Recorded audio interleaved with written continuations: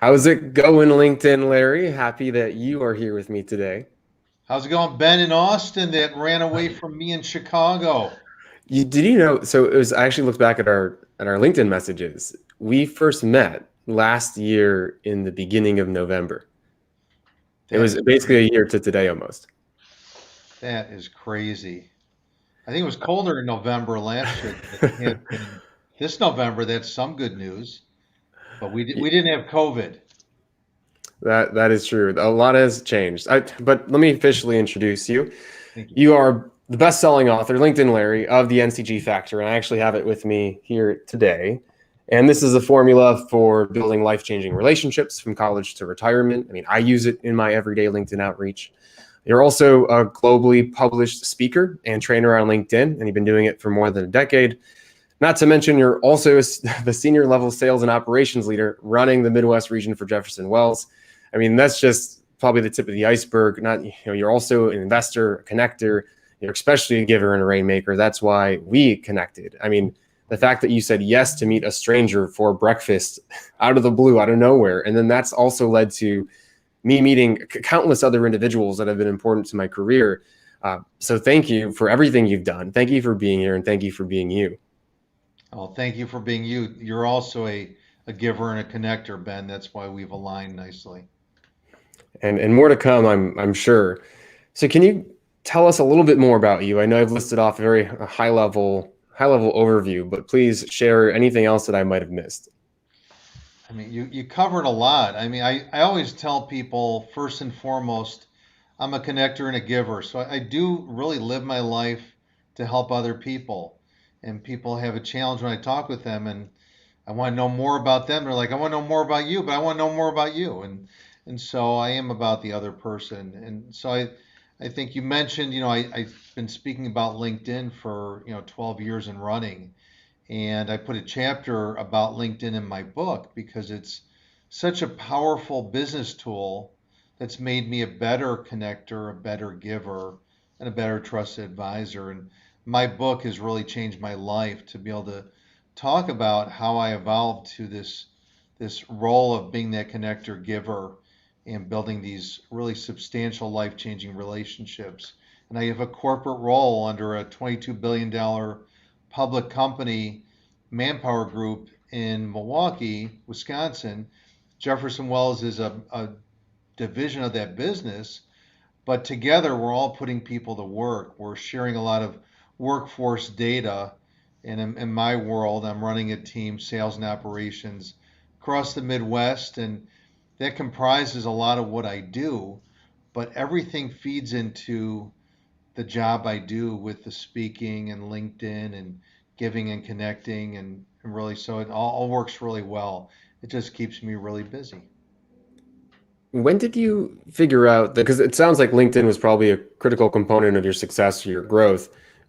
I'm making some assumptions, but when did you figure out that, okay, wow, I'm actually really good at this? Like, when did that hit you? Were people asking you to help them? Did it just dawn on you one day? So I will tell you, it wasn't like that. I wrote about the story in my book, and I'll give a shout out to Mary Lane in Chicago. And Mary asked me to speak to a group of 30 plus small business owners many years ago about LinkedIn when it was new. There was a million 100,000 plus members. And so I didn't know a lot. So after that presentation, no one was knocking on my door. It was terrible. But when you know more than everybody in the room, it's really good.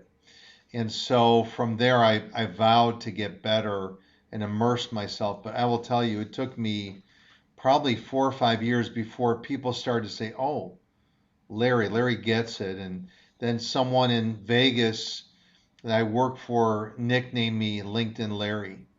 And I tell people first she said Scary Larry, and then she evolved to LinkedIn Larry, and that stuck. And then people started to hear about how I do things. I'm a little bit different, and how I deliver and customize and personalize, and like to incorporate humor. But I'm really someone who's living LinkedIn every day. I use it. So versus someone who's maybe more technical or talking about high level features, I'm immersed in the tool so I could share real life, live things that I do with LinkedIn with my audiences. And I've had so many different roles in my career that I could speak sort of as an entrepreneur, as a recruiter, in sales, as a business leader. So it's been really helpful. So hopefully that helps explain it, Ben. What I love about your book is it's not written for sales or recruiting. It's written to build relationships, and that's what I love about the strategy that you promote through LinkedIn. That it's like those relationships then lead to other things. That's why it's important to have this structure and have this process in place. Because a lot of people that I talk to about LinkedIn, they're like, "Yeah, I'm not really looking for a job right now, so I don't really have to go on it. Oh, I don't really use it for sales development, so I don't really need to go on it. I'm not a recruiter, I don't really need to go on it." Right. And I think they're missing such a huge opportunity right now. We've never had such an easy way to build relationships, I think, that I know of. Well, I think, Ben, you hit the nail on the head. I think a lot of people have a perception on the LinkedIn front that you have to be in sales or looking for a job. I have a colleague at my company said, "Hey, my daughter's over at the University of Michigan in a pre-med program. Could you train their pre-med peers on LinkedIn?" And so they're not sales, they're pre-med, but everyone has to build a relationship base. But it's a research tool, it's a way to connect with friends, peers, colleagues. There's so much more to it. And that's why I put in my book, because when someone says, "Hey, Larry, I need this in Tennessee or Florida or the UK," I go to LinkedIn. That's my go to. And then I figure out the pathway and how I'm going to help that person with their request. So you are a super connector outside of LinkedIn, right? LinkedIn is like a tool for connecting. Can you tell our listeners a little bit more about what the NCG factor is? So it's a formula for building life changing relationships from college through retirement. And NCG is networking, connecting, and giving. And so I feel I kind of redefined the word networking. When I meet with people, Ben, like if you said, "Hey, Larry," like you said, super connector, if you said Larry is a great networker, I like it better if you say I'm a super connector. I'm a strategic connector. I'm a methodical connector. I'm a powerful connector. Saying I'm a networker, pre NCG networker could just be that I'm at every event. So I get around, but I'm just making social contacts. But when you're a connector, like you and I are, we put people together, and we help people. And it may be putting someone together for a job. It may be helping an investor come together with an entrepreneur trying to raise money. It may be someone that's interested in a charity and putting those two people together. It's connecting those dots, and that's powerful. It's meaningful, and it feels good. I know you and I know it feels great to put people together. So that's the networking to me is a component of it, but it's a different way to network. When you meet people, you think about the other person. You think about building a relationship as opposed to just getting a business card. And that's the networking post NCG. Connecting is what I just talked about, putting those dots together and thinking about the other person and how could you align them with other people that are good for their business, for their personal life. It may be helping someone in their family. And then the G, some people may not be great connectors, but they're great givers and they're philanthropic. And you could be giving of your knowledge. A lot of mentors and coaches like you are giving of your knowledge. It's your business, but wow, you're really helping so many people with your knowledge. And so you're a giver. So that's NCG.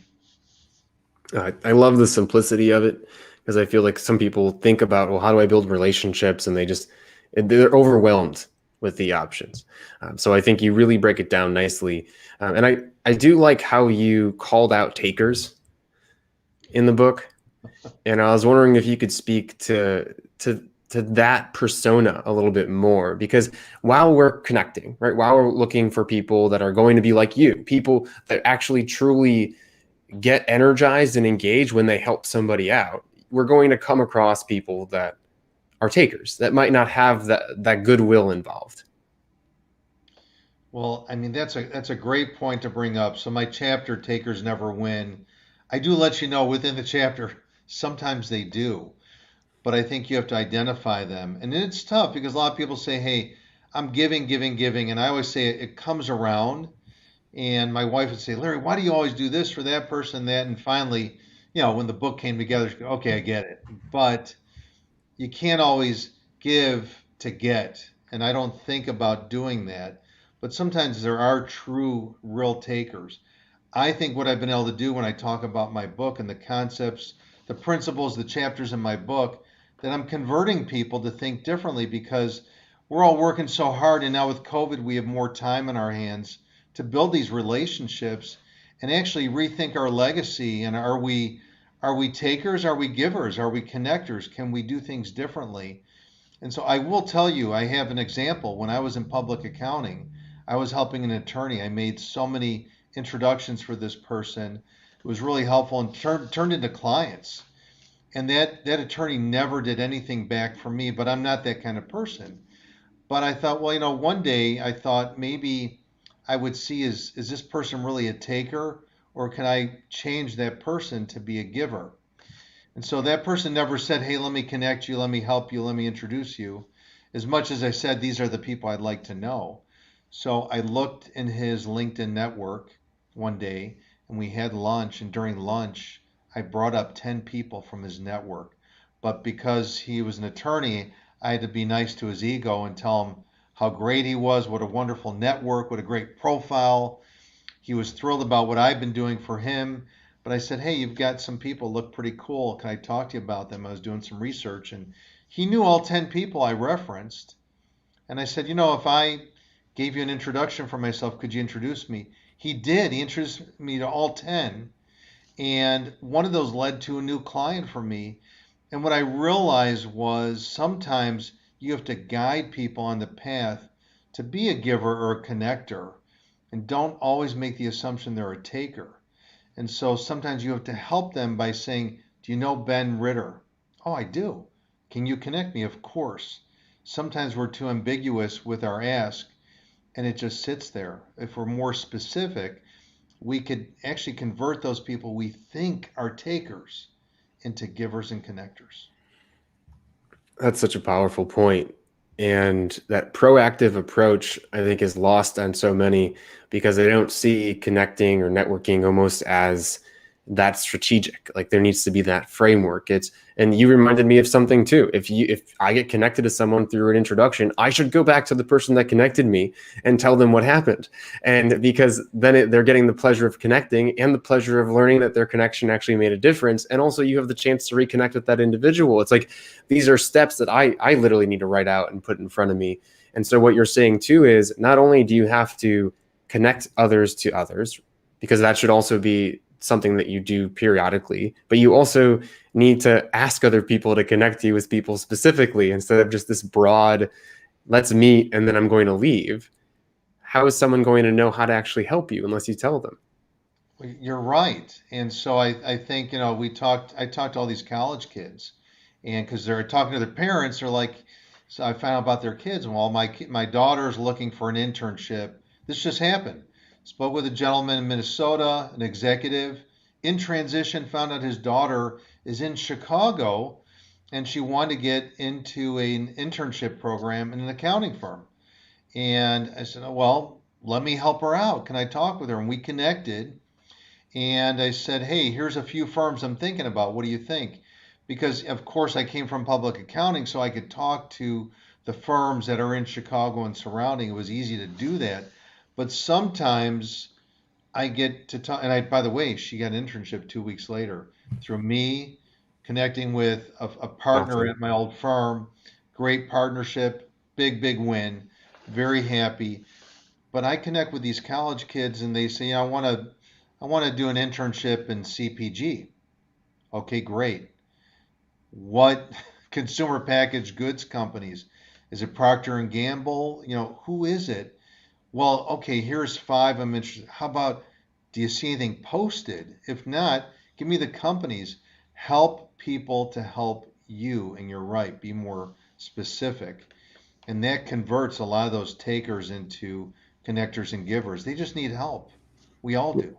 Yeah, I find it difficult though, like when I am talking to someone and I'm learning about their story and their values and what's going on, and even asking them what are some of their sticking points right now, that end of, well, how can I be of value to you? What can I do for you? And a lot of times it's, well, how do I give them a specific, like, how do I say, how can I be of value to you in XYZ? How do you figure out what to do for people or what to offer people? So you have to, sometimes you have to help them get there, Ben, right? So sometimes it's here. I spoke with a person the other day, and this person is here in Illinois and has a business where they have sort of a peer-to-peer group with small business owners. And so it's kind of like a membership-based business, like a Vistage, but a next tier down. And, so I said, how can I help you?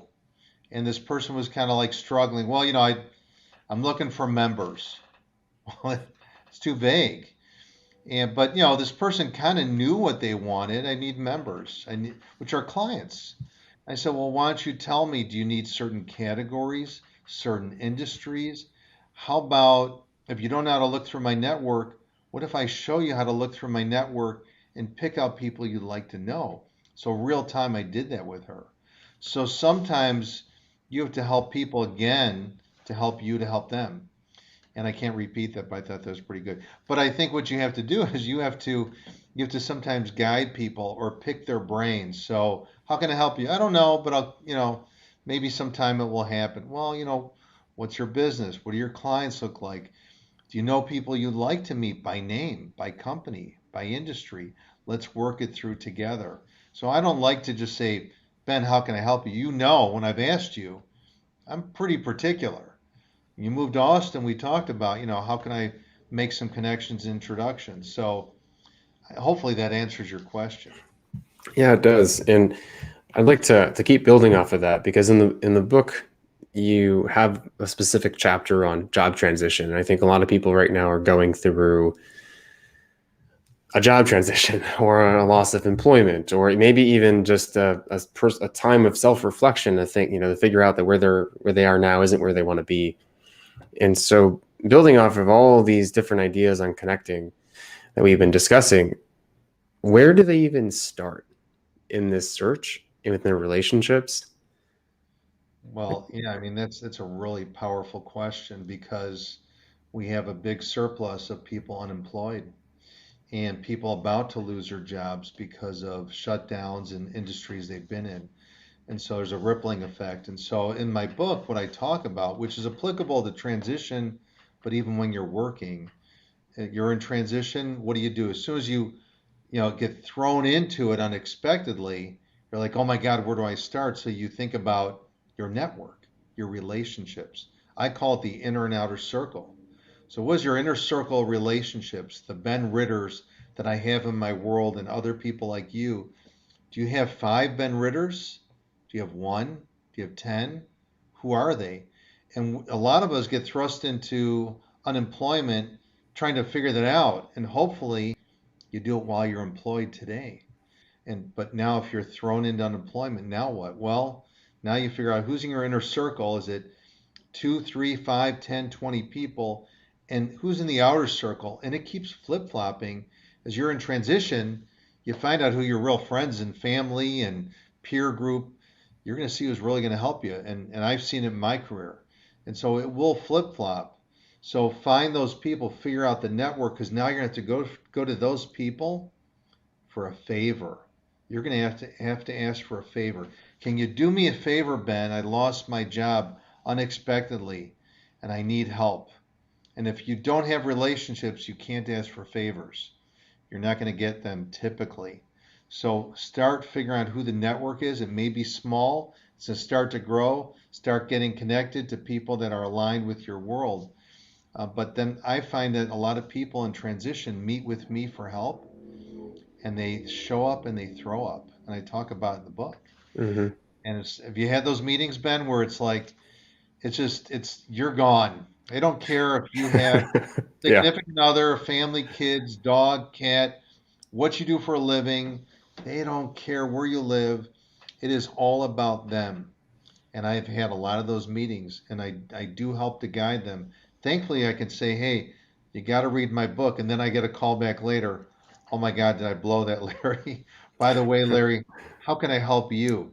Because Hmm. that's a great way to open up a networking conversation instead of just being all about you. Ben, I'm glad that we got introduced. I'm in transition. I want to know as well today, besides myself looking for a job, how can I help you? What a great shift in opening up that dialogue. And you know what? We should ask those 5 words every day with everyone we meet with. So hopefully that's helpful to the audience.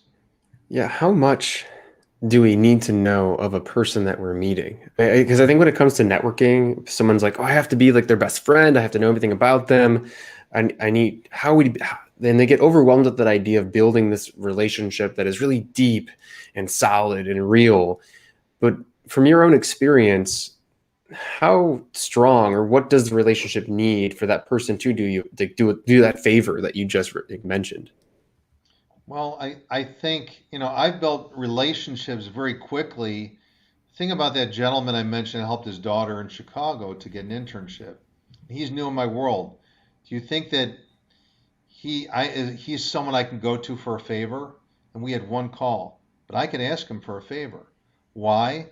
Because I took the right approach and getting to know him virtually, learning about him, his family, his situation with his, transition, making introductions, giving him advice.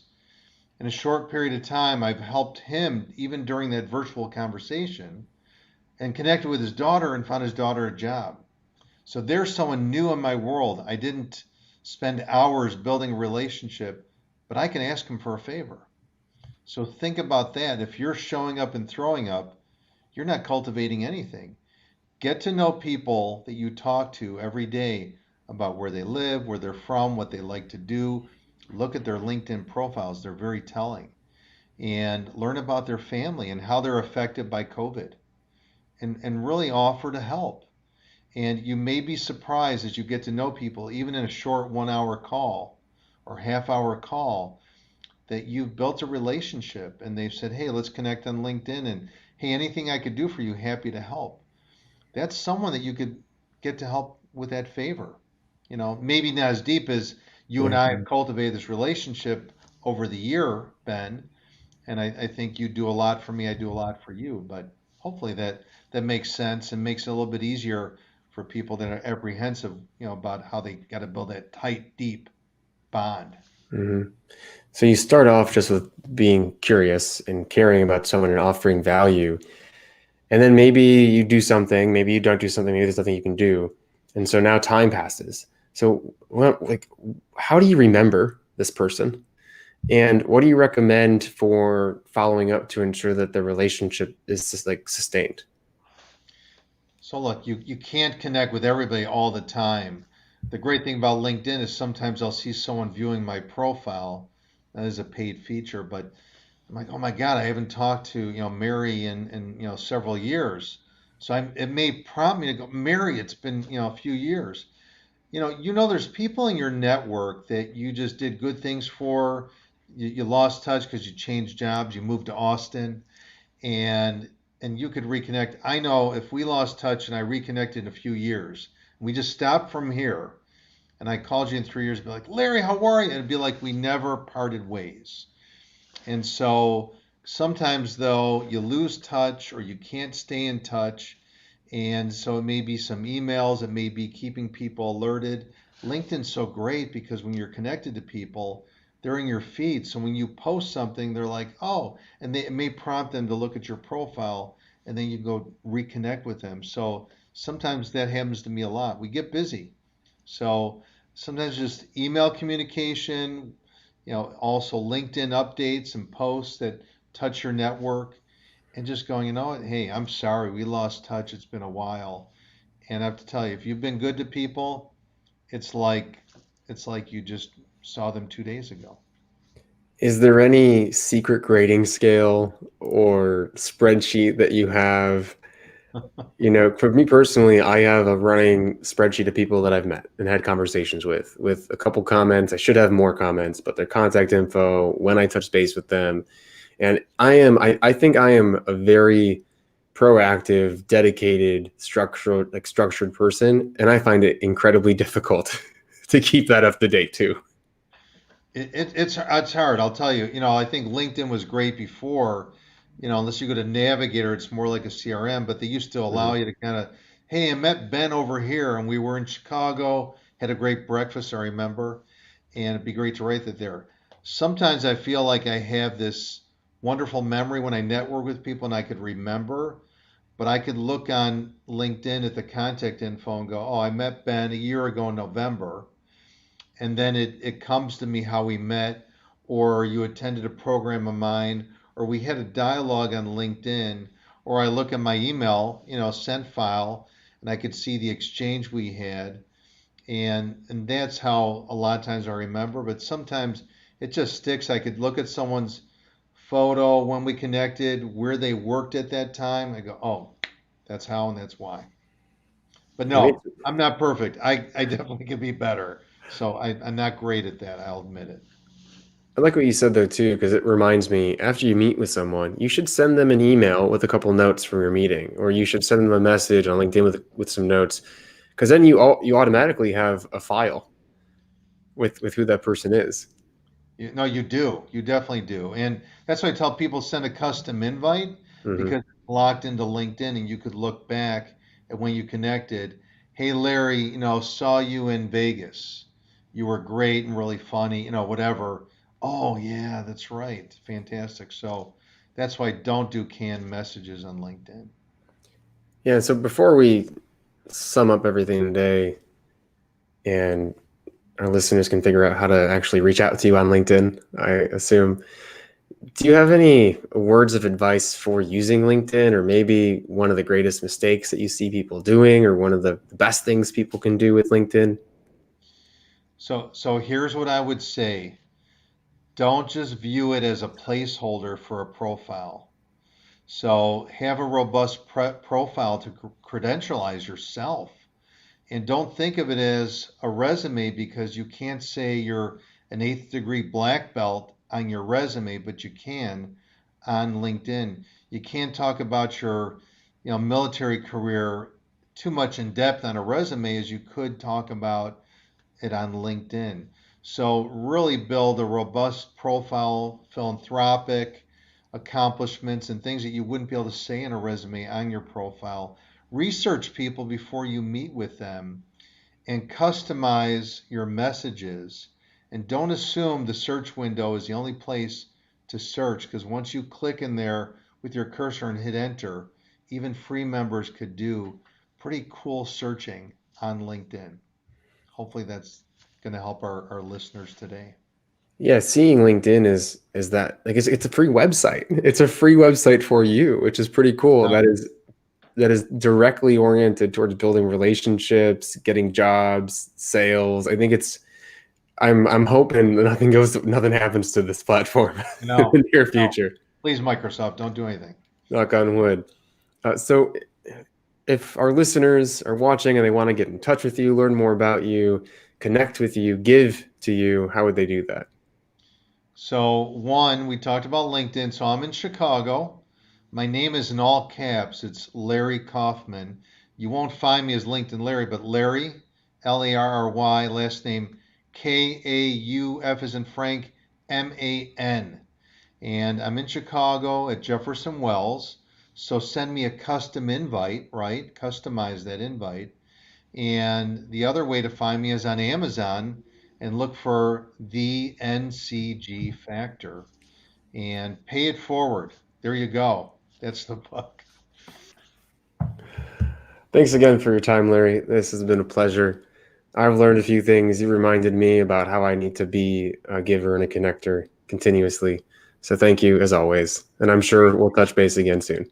I think we will, Ben. Thank you. And thank you, everyone, for